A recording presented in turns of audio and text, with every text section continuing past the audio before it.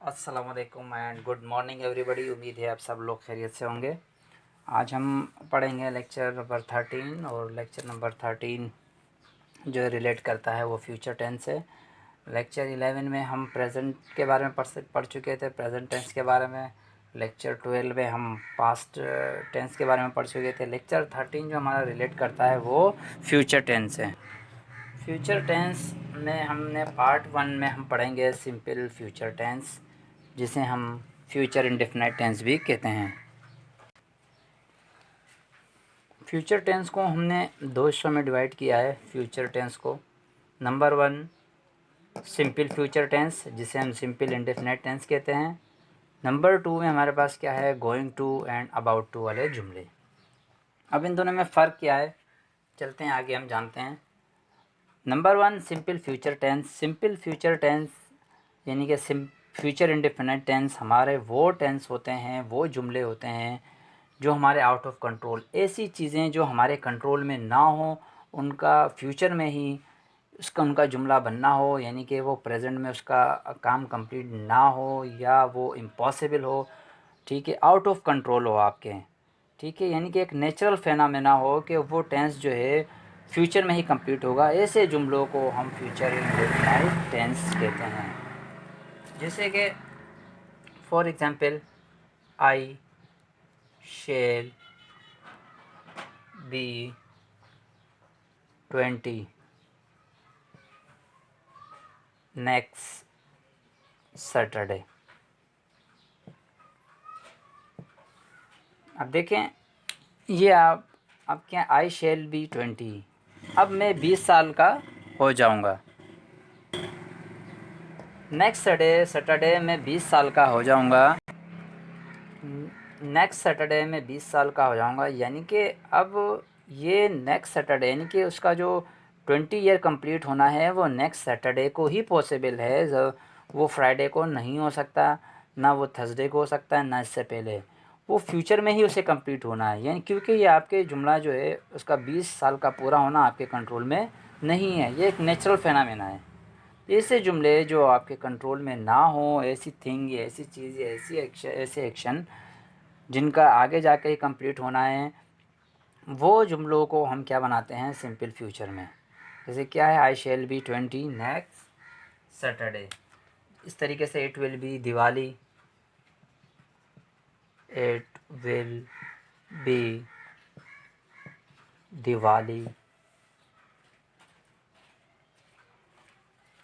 In a week, ठीक है। अब वो दिवाली होगी हफ्ते में, तो अब देखें ये दिवाली जो है आपको पता है, उसे पता है कि ये फ्यूचर में ही फ़लानी डेट पर ही हो रही हैं, उससे पहले नहीं होनी। तो ये चीज़ें क्या है, हमारे पास आउट ऑफ कंट्रोल हैं, ये चीज़ें फिक्स हैं, ये फ्यूचर में ही परफॉर्म होनी है। तो ऐसे जुमलों को हम सिंपल फ्यूचर टेंस कहते हैं।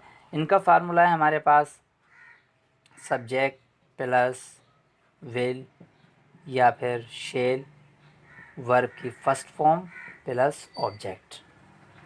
आप देखें, आप सब्जेक्ट आ गया हमारे पास आई, विल या शेल, ठीक है, प्लस बी आ गया हमारे पास वर्ब। वर्ब क्या है हमारे पास, फर्स्ट फॉर्म बी, ठीक है, और हमारे पास बाकी ऑब्जेक्ट आ गया।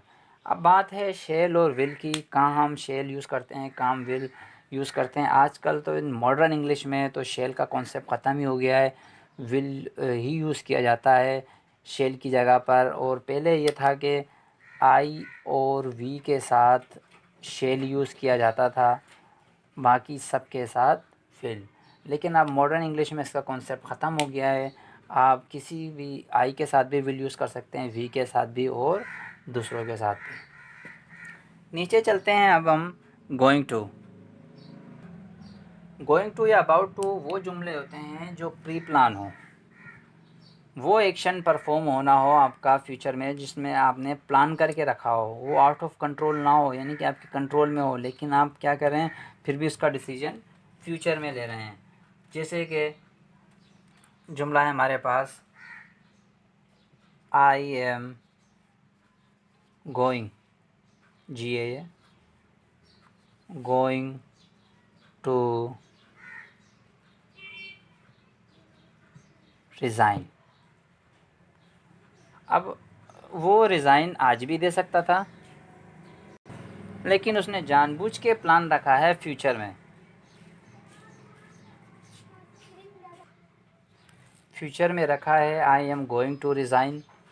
तो उसको जो रिज़ाइन देना है वो क्या है, रिज़ाइन उसको वो आज भी दे सकता था, लेकिन वो ऐसा नहीं कर रहा है, वो उसको फ्यूचर में ही परफॉर्म करने वाला है। तो ऐसे जुमलों को जहां आप जानबूझकर यानी कि प्री प्लान के तहत आप उसे फ्यूचर में परफॉर्म करने वाले, ऐसे जुमलों को फिर हम क्या है गोइंग टू और अबाउट टू यूज़ करेंगे।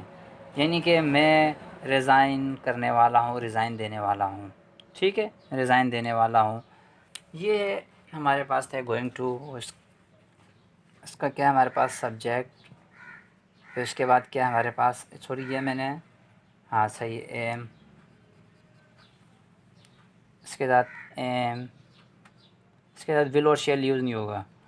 एम हो गया हमारे पास, आर हो गया हमारे पास, इज़ हो गया है, प्लस गोइंग या फिर अबाउट टू, दोनों एक ही चीज़ हैं। अबाउट टू प्लस वर्ब की फर्स्ट फॉर्म प्लस ऑब्जेक्ट, ये हमारे पास फार्मूला है। उम्मीद है आप लोगों को समझ आया होगा, ठीक है, इसमें कोई परेशानी नहीं होगी। नेक्स्ट लेक्चर तक के लिए दीजिए इजाज़त, अपनी दुआओं में याद रखिएगा। थैंक यू, अल्लाह हाफिज़।